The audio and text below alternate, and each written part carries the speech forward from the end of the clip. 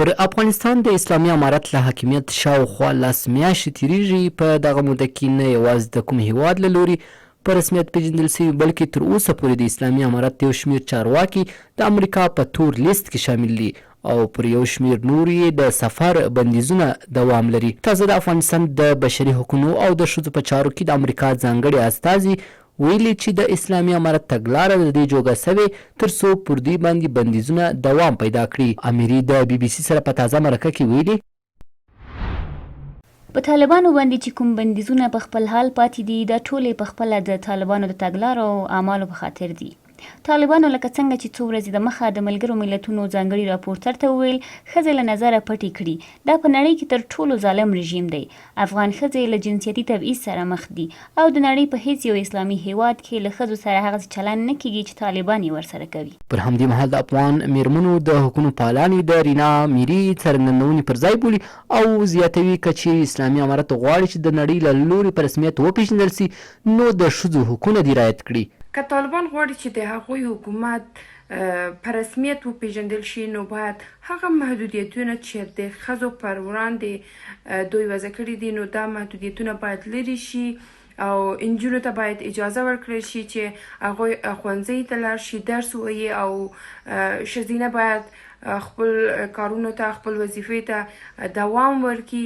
نو که طالبان غواړي چې د هغوی حکومت په رسمیت وپېژندل شي دا محدودیتونه چې تر اوسه پورې هغوی د ښځو پر وړاندې وضع کړي دي نو دا محدودیتونه باید لرې شي.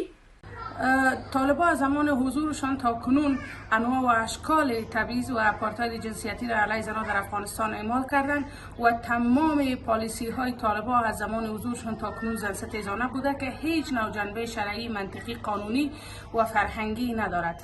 اگر گروه طالب بخواهند که همگام با بقیه کشورها حرکت بکنند مورد شناسایی قرار بگیرند به عنوان یک حکومت به رسمیت شناخته شوند باید تمام پرنسیپ های بین المللی و ارزش های حقوق بشری را پیرامون زنان در نظر داشته باشند. د نظر خاوندان بیا زیاتوي چې د ښځو د حقونو د رعایت پرته د نړۍ سره د اسلامي امارت تعامل ناممکن دی.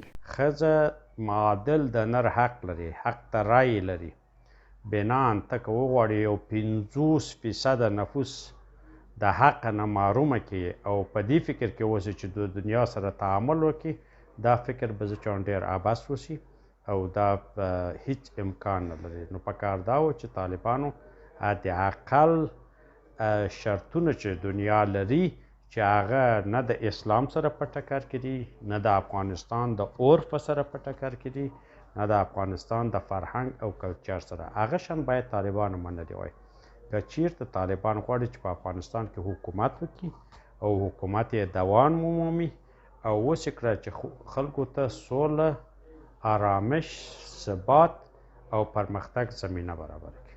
پر همدې مهال اسلامي امارت بیا یا د څرګندونې ناسمې بولي او زیاتوي چې د بل هر نظام بهتر دوی د ښځو حقونه رعایت کړي دي.